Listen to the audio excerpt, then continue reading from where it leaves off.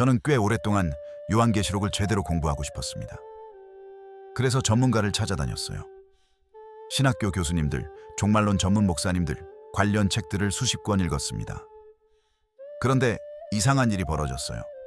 전문가라고 하는 분들끼리도 어느 지점에서 서로 어긋났습니다. 같은 본문을 두고 전혀 다른 주장을 하는 거예요. 그것도 각자 아주 자신 있게요. 그때 제 마음에 이런 생각이 들었어요. 이분들도 모르는 거면 나는 어떻게 해야 하나. 그리고 더 안타까운 경우도 봤어요. 종말론에 이런 다양한 이견들을 접하면서 기독교 자체에 대한 신뢰를 잃어버리는 분들이에요. 성경이 그렇게 좋은 책이라면 왜 읽는 사람마다 다른 말을 하는 거야? 결국 다 추측 아닌가? 이 마음 충분히 이해합니다. 저도 비슷한 혼란을 겪었거든요. 그런데 오늘 저는 전혀 다른 관점을 제안하려 합니다. 종말론에 일치된 의견이 없는 게 혹시 하나님이 의도하신 일 아닐까요? 이게 말이 된다고 생각하세요? 오늘 이 질문을 논리적으로 그리고 역사적 예증과 함께 같이 들여다보겠습니다. 먼저 현상부터 확인해 봅시다. 저만 이 혼란을 겪은 게 아니에요. 종말론이 얼마나 다양한지를 같이 보면 오히려 안심이 될 수 있어요. 내가 이해를 못해서 혼란스러운 게 아니라 원래 이 논쟁이 그만큼 복잡하고 오래됐다는 거니까요. 같은 마태복음 24장을 읽고 어떤 학자는 말합니다. 이건 다 AD 70년에 이미 이루어졌다. 다른 학자는 말합니다. 이건 아직 이루어지지 않은 미래의 이야기다. 요한계시록의 천년 왕국을 읽고 어떤 신학자는 말합니다. 예수님이 오시기 전에 천년 왕국이 있다. 다른 신학자는 말합니다. 예수님이 오신 후에 천년 왕국이 있다. 또 다른 신학자는 말합니다. 천년 왕국은 지금 이 교회 시대를 상징하는 표현이다. 휴거 문제도 마찬가지예요. 7년 대환난 전이라는 주장, 환난 중간이라는 주장, 재림과 동시라는 주장, 그리고 공중 휴거 자체가 성경적 개념이 아니라는 주장까지 있습니다. 이 논쟁들이 어전을 이야기가 아닙니다. 제가 찾아다닌 전문가들이 서로 어긋났던 것처럼 초대 교회 교부들도 어긋났어요. 어거스틴은 무천년설을 지지했고 이레나이우스는 전천년설적 입장에 가까웠습니다. 종교개혁 시대의 루터와 칼빈도 서로 다른 종말론적 강조점을 가졌어요. 2000년 동안 이 논쟁이 해결되지 않았어요. 그러면 이게 신학자들의 능력 부족일까요? 아니면 성경이 불명확해서일까요? 저는 오늘 세 번째 가능성을 이야기하려고 합니다. 하나님이 의도적으로 이렇게 두셨다는 거예요. 여기서 정직한 질문을 해야 합니다. 하나님이 종말론을 모호하게 두신 건 실수일까요? 아니면 의도일까요? 이 질문이 불편하게 느껴질 수 있어요. 하나님이 실수를 하실 리는 없으니 당연히 의도라고 해야 하는데 그러면 왜 의도하셨냐는 질문이 따라오거든요. 성경 전체를 보면 흥미로운 패턴이 있어요. 하나님이 중요한 것들을 의도적으로 불명확하게 두시는 경우가 꽤 있습니다. 죽음의 시기가 그래요. 언제 죽을지 아무도 모릅니다. 하나님이 아시지만 알려주지 않으세요. 기도 응답의 시기도 그래요. 하나님이 반드시 응답하신다고 하셨지만 언제 어떻게 응답하실지는 미리 알 수 없어요. 그리고 재림의 시기도 그렇습니다. 마태복음 24장 36절에서 예수님이 직접 말씀하셨어요.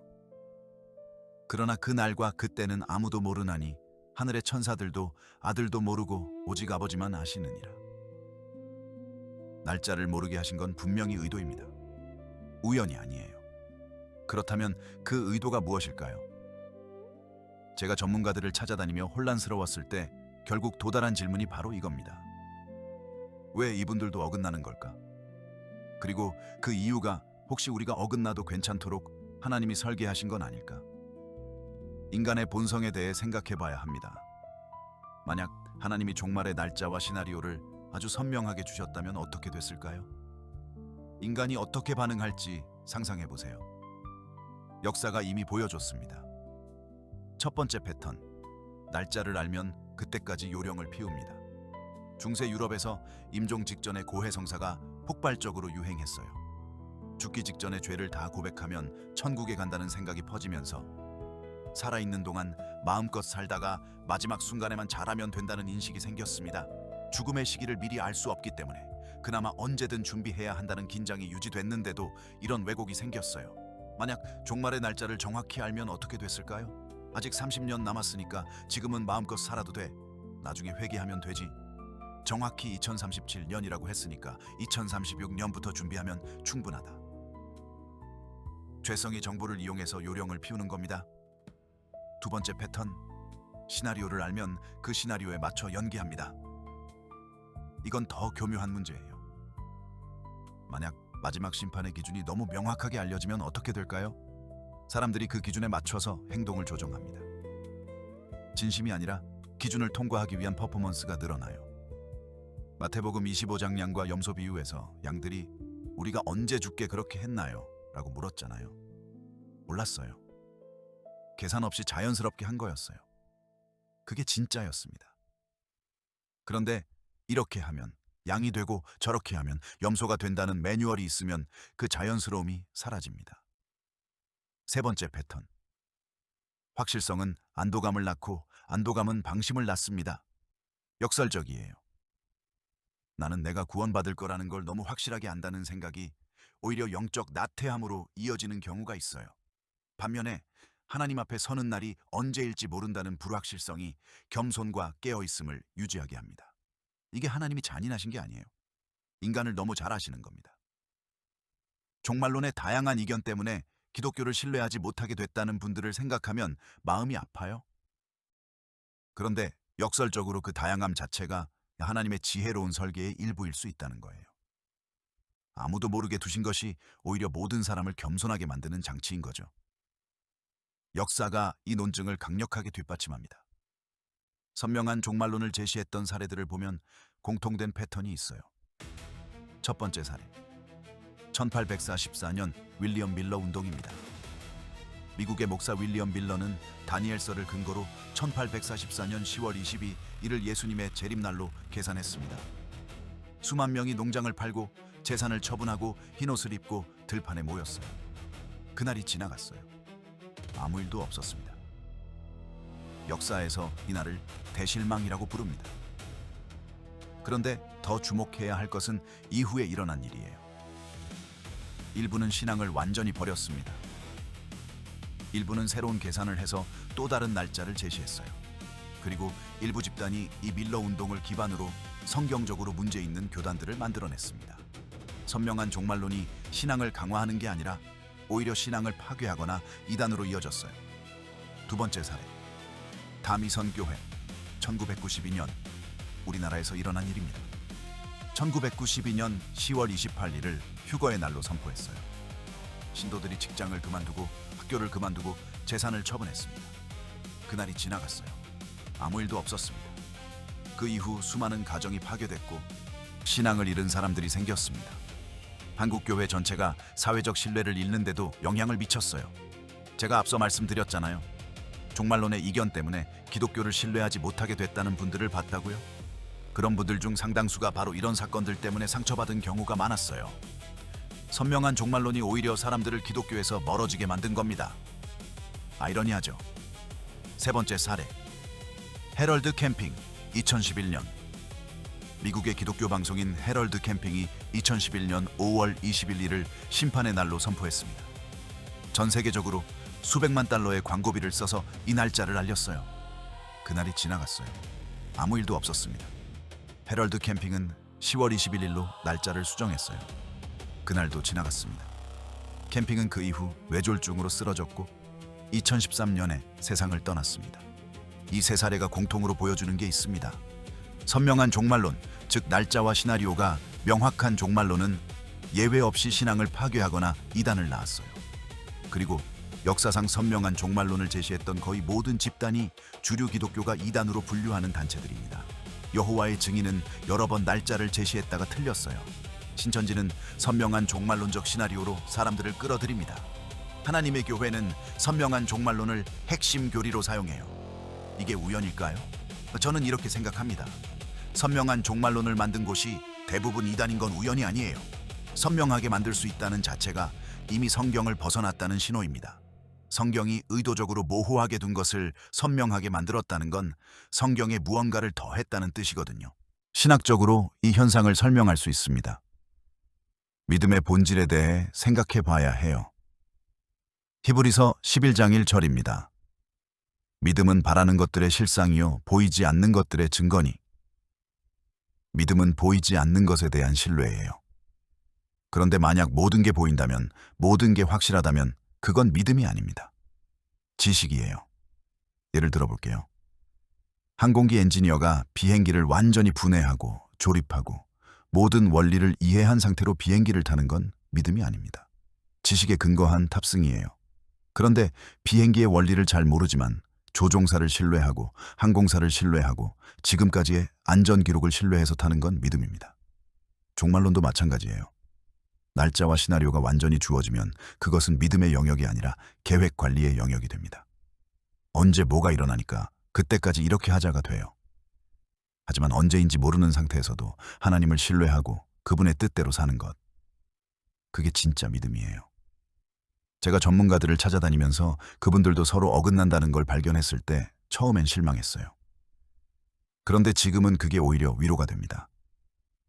경건하고 진지하게 성경을 연구한 분들도 이 부분에서 어긋난다는 건 하나님이 이 부분을 인간이 완전히 해결할 수 없도록 설계하셨다는 뜻이기도 하거든요. 그리고 그 설계가 바로 은혜입니다. 요한복음 17장 3절에서 예수님이 이렇게 말씀하셨어요. 영생은 곧 유일하신 참 하나님과 그가 보내신 자 예수 그리스도를 아는 것이니이다. 영생은 타임라인을 아는 것이 아닙니다. 하나님을 아는 것이에요. 날짜를 알아야 구원받는 게 아니에요. 예수님을 알아야 구원받습니다. 그렇다면 종말의 타임라인이 완전히 선명할 필요가 없어요. 타임라인보다 관계가 훨씬 중요하니까요. 예수님이 하신 말씀 중에 이런 역설이 있어요.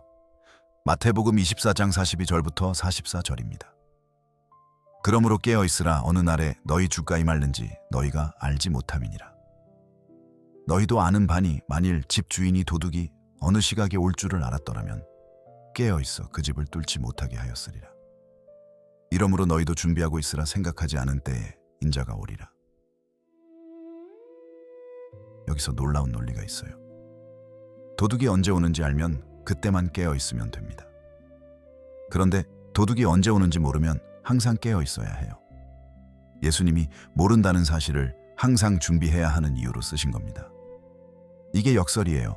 날짜를 모르는 것이 오히려 더 철저한 준비를 만들어냅니다. 날짜를 알면 그때까지 요령을 피울 수 있어요.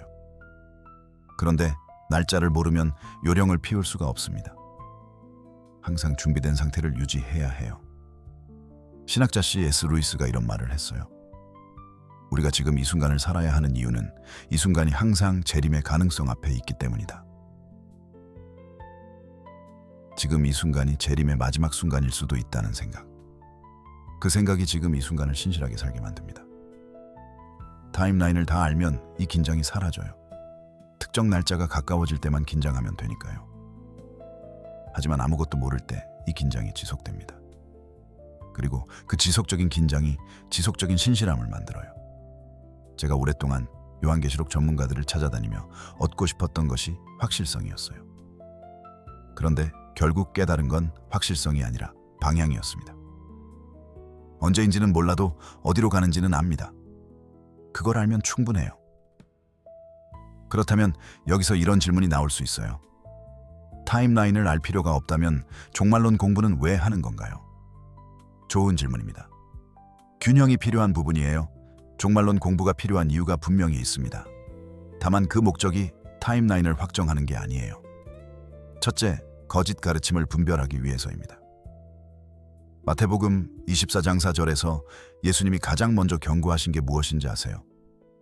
사람의 미혹을 받지 않도록 주의하라. 종말론의 큰 그림을 알면 잘못된 가르침에 속지 않아요.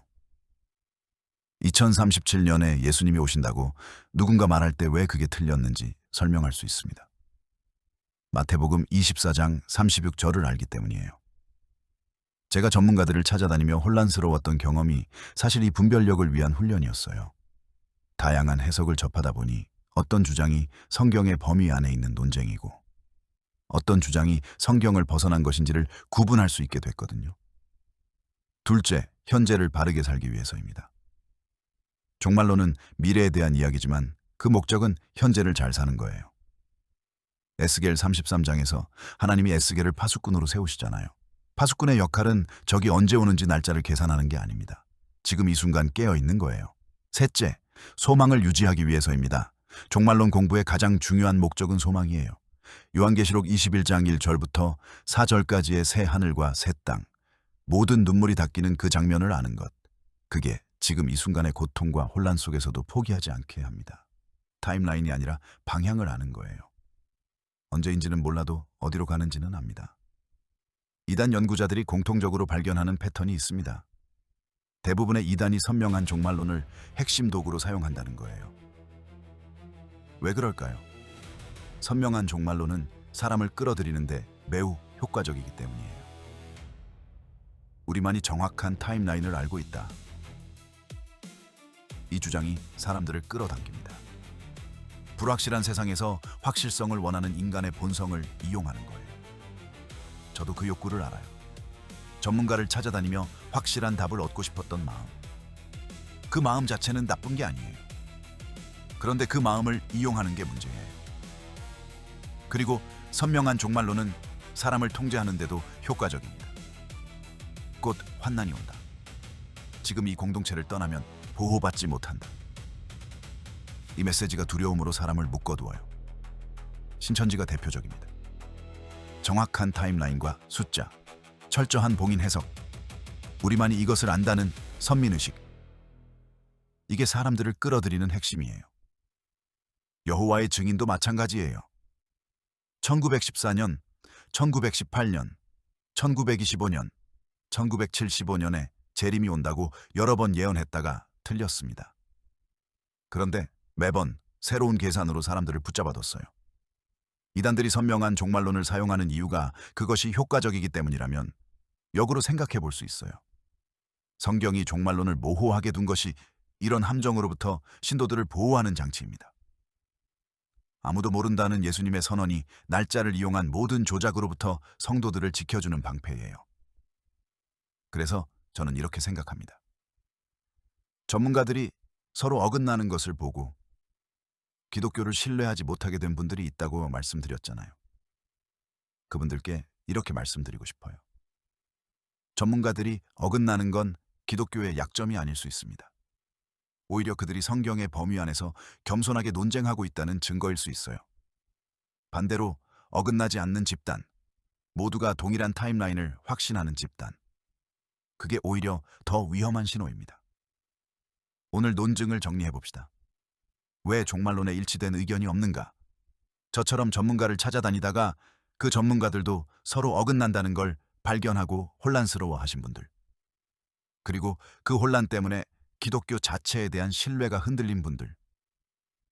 오늘 이 이야기가 그 혼란의 다른 시각을 드릴 수 있으면 좋겠습니다. 단순히 신학자들의 능력 부족이 아닙니다. 성경이 불명확한 것도 아니에요. 하나님이 의도적으로 모호하게 두신 겁니다. 그리고 그 이유는 인간의 죄성에 대한 깊은 이해에서 나와요. 선명한 타임라인은 요령을 피울 기회를 줍니다. 시나리오를 알면 연기를 하게 돼요. 확실성은 방심을 낳습니다. 역사가 이것을 증명해요. 선명한 종말론을 제시한 사례들은 예외 없이 신앙을 파괴하거나 이단을 낳았습니다. 그리고 신학적으로도 이것이 맞아요. 믿음은 보이지 않는 것에 대한 신뢰예요. 모든 게 선명하면 믿음이 아니라 계획 관리가 됩니다. 날짜를 모른다는 사실이 오히려 항상 준비하게 만들어요. 이것이 역설적인 은혜입니다. 그렇다면 종말론을 공부하는 우리는 무엇을 목표로 해야 할까요? 타임라인을 확정하는 게 아닙니다. 분별력을 갖추는 거예요. 거짓 가르침에 속지 않을 만큼만 알면 됩니다. 현재를 바르게 사는 거예요. 종말론의 목적은 미래가 아니라 지금 이 순간입니다. 소망을 유지하는 거예요. 언제인지는 몰라도 어디로 가는지는 압니다. 데살로니가전서 5장 4절부터 6절까지가 생각납니다. 형제들아, 너희는 어둠에 있지 아니하매 그날이 도둑같이 너희에게 임하지 못하리니 너희는 다 빛의 아들이요 낮의 아들이라. 우리가 밤이나 어둠에 속하지 아니하나니 그러므로 우리는 다른 이들과 같이 자지 말고 오직 깨어 삼가자. 날짜를 알아서 깨어 있는 게 아니에요. 빛 가운데 있기 때문에 깨어 있는 겁니다. 이것이 종말론의 핵심이에요. 오늘 이야기를 마치면서 이 한 문장을 드리고 싶습니다. 모든 타임라인을 알 필요가 없습니다. 그날이 오면 알게 됩니다. 저도 오랫동안 그 타임라인을 알고 싶었어요. 전문가를 찾아다녔고 책을 읽었고 강의를 들었어요. 그리고 결국 도달한 곳은 이거였습니다. 내가 알아야 하는 건 언제가 아니라 어떻게 해요. 지금 이 순간 내 자리에서 신실하게 사는 것, 열처녀의 기름을 채우는 것, 달란트를 땅에 묻지 않는 것, 지극히 작은 자를 외면하지 않는 것. 이것이 종말론 공부의 실제 목적입니다. 혹시 저처럼 전문가들을 찾아다니다가 혼란스러우셨던 분들, 또는 그 혼란 때문에 기독교에 대한 신뢰가 흔들리셨던 분들, 오늘 이야기가 조금이나마 도움이 됐으면 합니다. 완전한 답을 드리지는 못했어요. 그런데 그게 오히려 맞는 것 같아요. 오늘 이야기 어떠셨나요? 댓글로 솔직하게 나눠주세요. 함께 해주셔서 감사합니다.